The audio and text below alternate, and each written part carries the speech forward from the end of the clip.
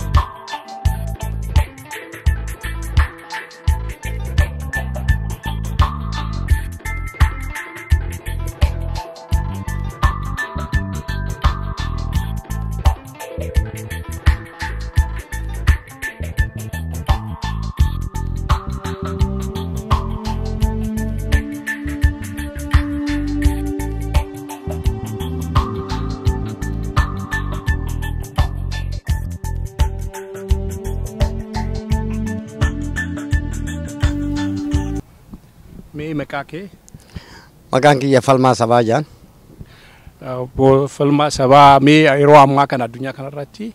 Ummanni Kenya, South Africa, Yemen, akkasumas Libya keessatti waan irra gahaa jira ka agarsiisaa jirra. Mee gadda akkamitti mee kana gadda kennuu ibsi.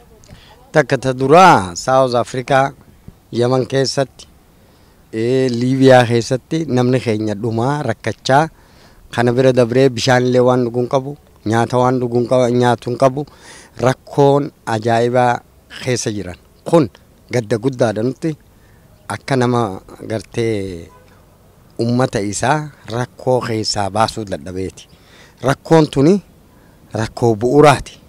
Ummanni keenya ijoolleen teenya xixiqqoon ijoollee egeree biyyarraa baatee biyya keessatti rakkoo biyyaa siyaasaa qubachuu dadhabanii dalagachuu dadhabanii rakkina adda addaatiin mootummaan dhiibee alatti baasee hoggaa biyya alaa dhaqaniis biyya alaa san keessatti rakkatanii rakkollee numaa miti lubbuu isaanii dhabaa jiranii jechuudha. Amma warra soddomman dheengadda dhume malee warra 70 moo 80 moo akkana kan biraa kalee midheen gadda qabanii jiranii jaan sammalees ijoollee jahatu saaraa biyya arabaa keessatti maallaqa irraa fudhatanii gaxoofanii xiyyiitiidhaan achitti ajjeesan jaan. Yaman keessatti magaalaa hunda addaan kukkutanii waan nyaatan waan dhugan ijoolleen xixiqqoon dubartiin kara seenan dhabanii girgiddaan irra jigaa jirti jechuudha. South Africa irratti gaaza irra rabanii ani warra akka South Africa nama godhu takka harkeen beeku. Uummanummaan biyyaa kabajaa warra gartee keessummaa isaan bira jiru kabajuu dhiisee aadaa teenyallee kun aadaa akkanaan takkaattis harkeen beeku. Uummanni keenya kabajaa nama alagaa matarra deemaan respectii gaarii kannaniif garuu warri South Africa kun an takkaa waan akkanaa takkaattis harkeen beeku uummata gartee uummata gaddan naasuu namaan qabne uummata nama ICC fi isaanis tokkumaa jechuudha. Namni tokko nama nagayaa nama uummata akka miskiina baqataa biyya namaa jiru ka'ee gaaza rab'ee hoggaa gubu kuni qaanyii guddoodha. Kana hunda waan godhutu jira. Kana hunda waan godhu amma fakkiidhaaf mootummaan Itoophiyaa jaan mootummallee joonanii warra gartee maafiyaa terroristiidha mootummaadhaami. Mootummaa wanni jaan hin jirtu mootummaan ta nuti beenu ta ummata isiiti yaaddu ta biyya isiitiif yaaddu ta guddina biyya saniitiif yaaddu saaminsaa fi maalii fi kana jiran buqqisaa Ijoolleen rakkoo irraa baqatte garuu hoggaa biyyarraa bahan rakkoo biraa jira isaan dur. Kanaaf wanni inni itti dhaammadhu dargaggeeyyii Oromoo warra arraan tana biyyarraa bahaa jiru rabbii ja'aatii dhaabbadhaa. Dhaabbadhaa biyya teessan keessatti waan falma eega gartee dhuminsi biyya ambaa achirraa baqattanii rakkoo saaraa keessa yaatanii dhuminsi eegan oolin lafa keessan keessatti biyya teessan keessatti falmadhaa dhuma. Namni lubbuun hoggaa dhalattee duutee jira. Namni eega aaramni saaraa keessatti nama fixaa jiraate wanumaan biyyarraa baanu hin jiru jechuudha. Biyya keessatti falmadhaa nuti isin cinaa jirra. Biyyarraa bahuu wal dhoorkaa isin hin jenne. Akka hawaasatti dhiyoo tana walgahii goonee jirra.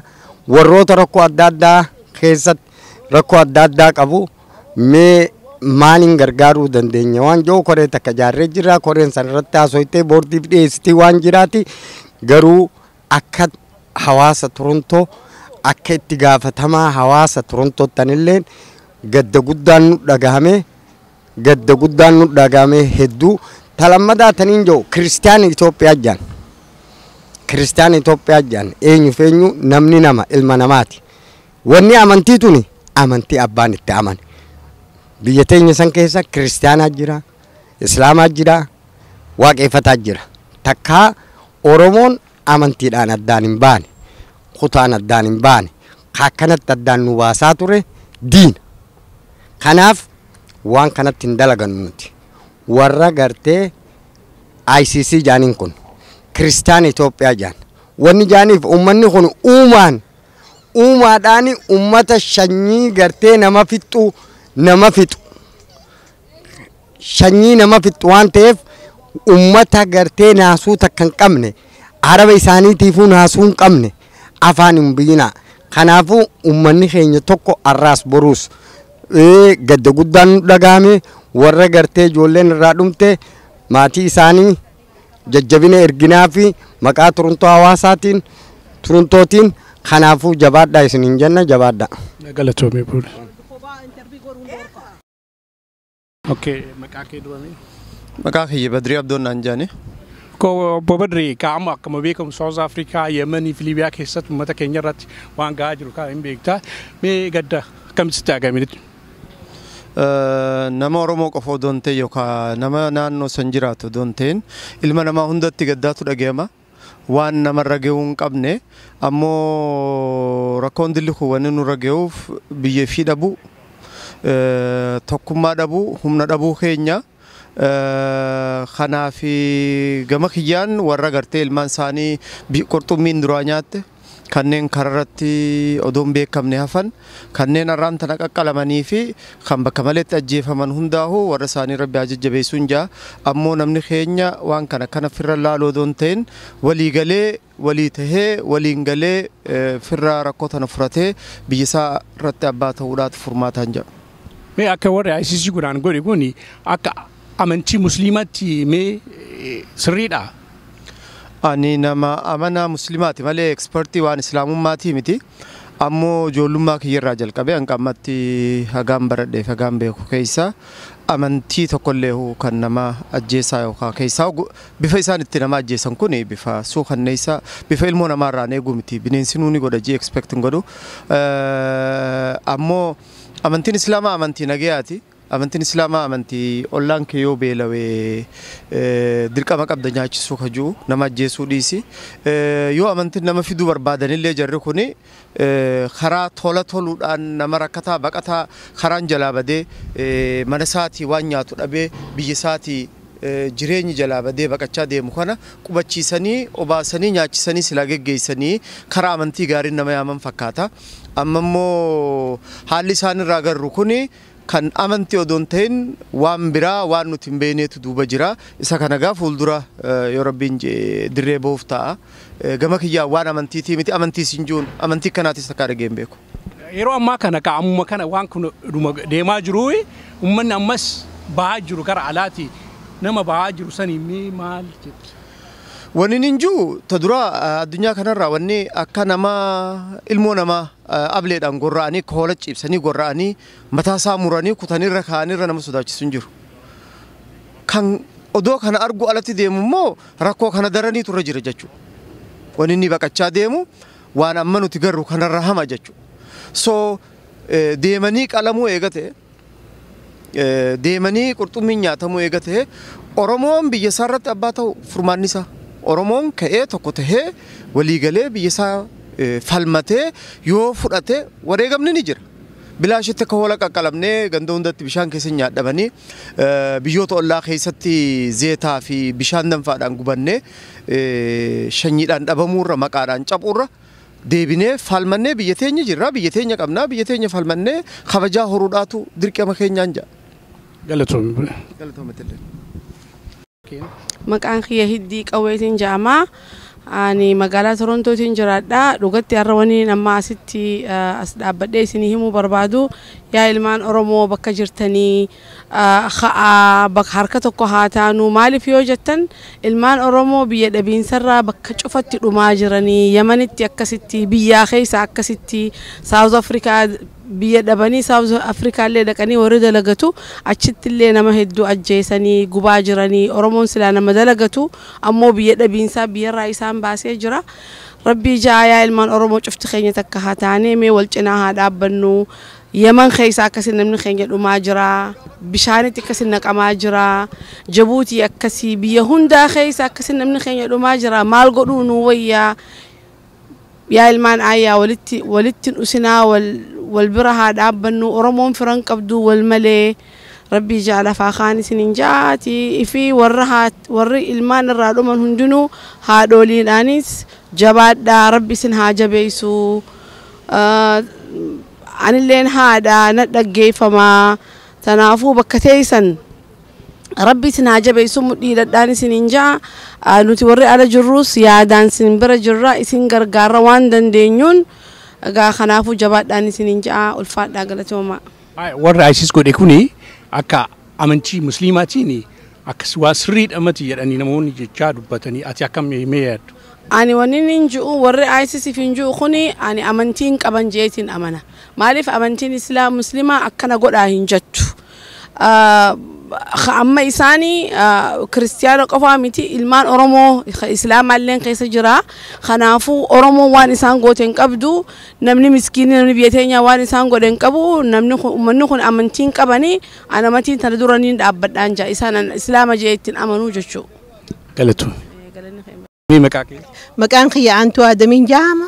Magaalaa Torontoo irraayi dhaaba dubartii Oromoo koree hojii gaggeessituu irraayi waa'ee amma Oromoon biyya alaa keessatti dhumu jirtu Yamenitti kan dhumu jirtu ilmaan Oromoo Liibiyaatti kan dhumu jiran South Africa kan dhumu jiran magaalaa biyya lafaa keessatti illee rakkatanii jiran ilmaan Oromoo dhigni isaanii arraan tana nu laallata namni magaalaa biyya North America keessa jiru ilmaan Oromoo saniif mala takka godhuuf itti iyyachuu qabnaa biyya jirrutti mangistii jirtutti itti beeksisachuu qabnaa dhigni Oromoo gannaqamaa jira ilmaan Oromooti jireenya isaanii tiin baqatanii faaga adda addaa تنبهي ركينا بيا خيساتي تعاون دندني بيا ساني بيا أولتي درمتني بيا أولتي اللي نجي أركض ساني بكمادا أكمل أما ورا ليبيا كيسات كان قد أمزون إنجرا جس كريستيان يعني تقولني ورا أسيسون وقوم وانكوني كرا أمنتي مسلمة تيني سريمت سن أمنتي مسلمة أنا كان أمنتي مسلمة بياخد القرآن اللي أنا كجو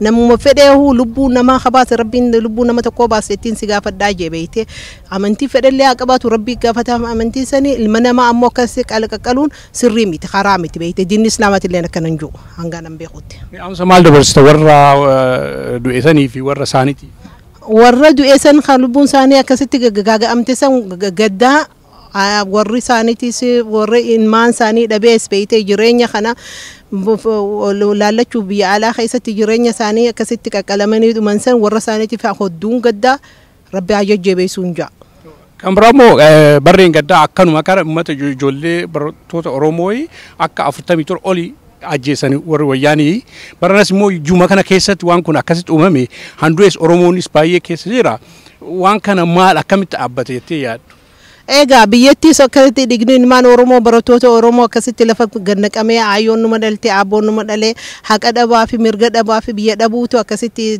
dhiiga isaanii dhangalaasee dhiiga isaanii kan dhangalaasisan arra seenaan isaan yaadatti uummata dhiigni isaanii akkasitti haqa isaaniitiif falmachuuf dhiigni isaanii gannaqame bira dhaabbanna ni iyyanna seenaan ni yaadatti uummata du'e saniif. Tolega onni jennu especially dhihootana jam'aata yookaan humna ISIS ifin je'anii Libiyaa keessarratti ummata keenya miskiina kiristaana je'anii kophatti baasanii akkasitti karaa maleedhaan qaqqalanii gariihis xiitiidhaan dhawanii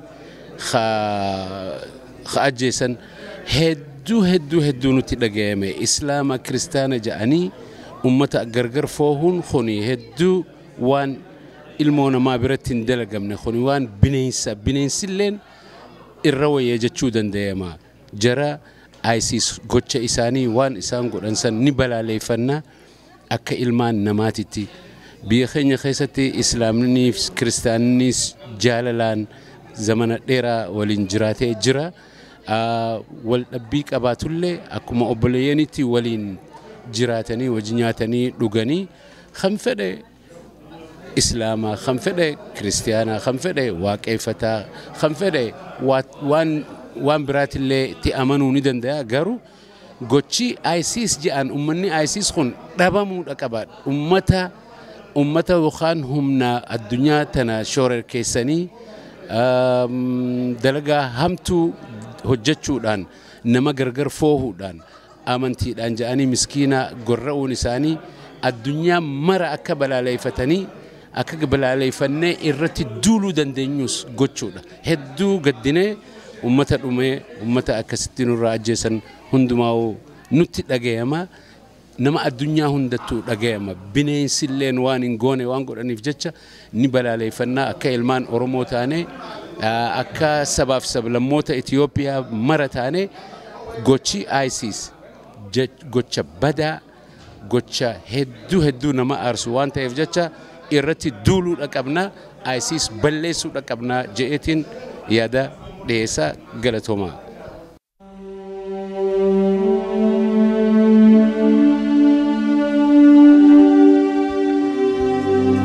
Maqaan kiyya Muhammad Boruu Nanjaan teessoon tiyya magaalaa Toronto.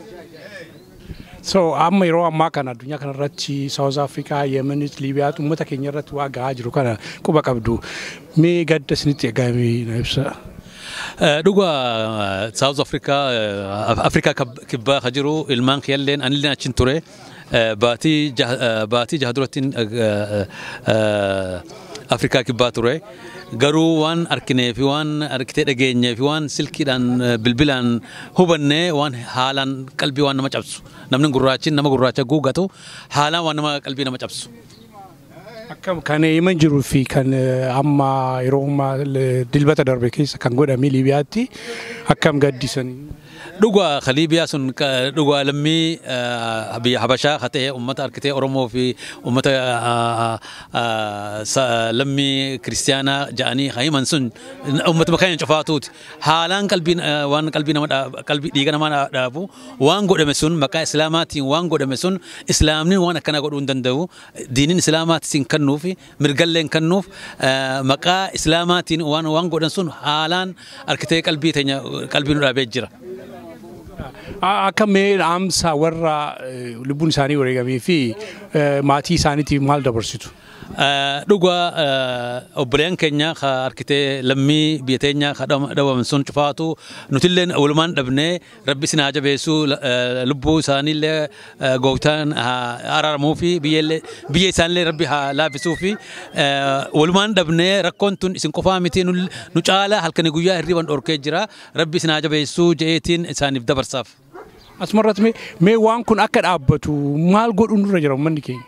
نوتي وان تدرى نمنين لمي أوروموتي في هبشة حتى شفاتو بيا صوماليا بيا كينيا بيا ليبيا بيا أركتي سوداني بيا إيجيبتي بيا أركتي أفريقيا كبا خجل فون شفاتو ركون إنسان رجع شفاتو لمين تنشفا ركون تنشفاتو ركو بيات بيتين تنسلنا جك أباتي خون شفاتو نركم تك منجستين أركتي بيتين يبولشتو اتجاه تمتي ركنا إساني تيتو أمت خون شفاتو بيا راباس إسان تنبيه كمان أنا ما خن شفاتو صوب ساني بهاني صوب ساني تخون شفاتو ركون تنشفاتو كيسه يو جولين كراتي في تتدلع جاركت يو جرون ساني جاري تاتوان بيا راباني فينجرو نوتي أكار كتير ما على جو بيا كوزبرا جروت بيا على جروتي نوتي أبني وان برباش شفاتو سانشنا أبني منجستي شفاتو يناي أركتي وان برباش شفاتو سانشنا أبنا أبشر بكجرتن ومتن رجع شفاتو سيمبو جراتي وما تكال سدواتنا أجيتين هاسو خياسر الداب قالتهم قالوا خيم بدين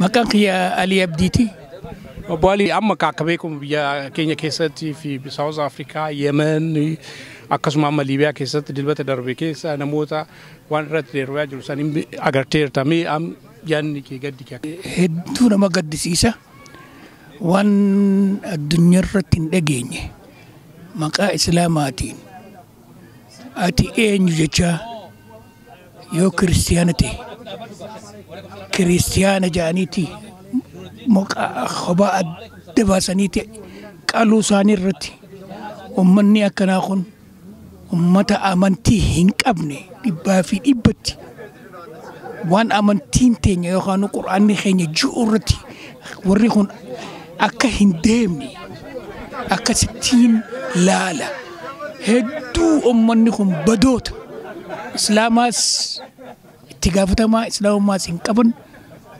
خنافو هدو نمانا سيسا هدو نماري فكيسا خناقا خنافو أكا غارين تاني لغان سنجا بكا جروتي نتي أمانتين تأباتي أبان فدي كريستيانتا أبان فدي واقفتاتا أبان فدي إسلامتا that's أمانتي تنم تكوتي أمو هدو وانا مقامج سيتي هدو إراريت نجرا جرخون بدو تجيتني هذا نموت ورد وساني في ورسانيتي مال والله ورسانيتي ربين إسن حاجة جبيسون جان أما واي ليبيا سنخستي كريستيان قفامي إسلاميس دو إجر أتقول لي كريستيان إسلامني إلمو إسلاماتي خورموتي أجيب مجرى ولقهار ركستيونو واني تا أجرن تعزية جاني تا أجرن أكسين دقي جرخون إسلاما في كريستيان بغم هدو والرب فيروت سانيتيف ججبات ربين إسن حاجة بيسون جان قالتومي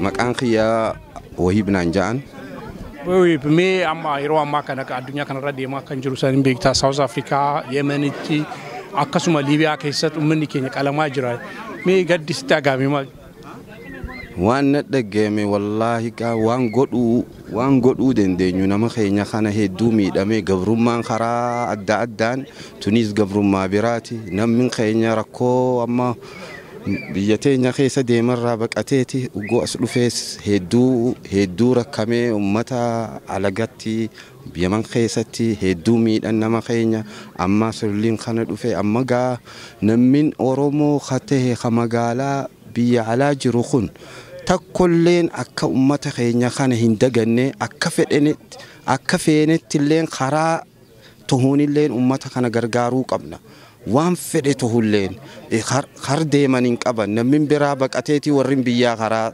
جبوتي في خرا بيا أبشا خنا ديما نتي لكن نمن قينيا الصدق ساوث أفريقيا تيس أكسونيتي مي دماجرا ركون جبوتي تيس دوريس أكنو من نما قينيا بقتو في تأجرتي أما مال غونا يا أمة أورومو خا يا أمة أورومو خاني تكوتاني أمة قينيا خنا خا كنا ركمي جرو خرا جرون غرغارو قمنا هدونا غلغلا في غيا وان خن هدوما يادا انا قولي ميتي نمو اتيادا torbaan dabrees asitti mana hawaasaa kana teenyeeti akka sunitti boordii filanneeti akka ummata kana gargaaru ahdii seenne bikka jirtanitti yaa ummata Oromoo haa in usina nama keenya kana gargaaruu qabna hedduu dhumaa jiranii isin malee nama qaban hin jiranii. Garamee ummata har'a jara du'ee fi maatii isaaniitiin gad. Nama du'e kana hedduu yaadachuu qabna maal goona eega biyya teenya irraa rakkoon tun laal kudhan nurra deebitee dhufte takka gaafa Haile Sillaasee irraa Dargii irraa amma Wayyaanee kanarraa akkanatti namni keenya kan nama du'e kana ni yaadanna arraas boruus cinaa dhaabbanna ka du'eefis waan goonu hin jiru gaa huma yaadanna waan goonu hin jiru laakiin ka jiru kanuma haa dhaqqabannu ka jiruma kana dhaqqabanneeti bikkaan karaa toftaa jiru gargaaruu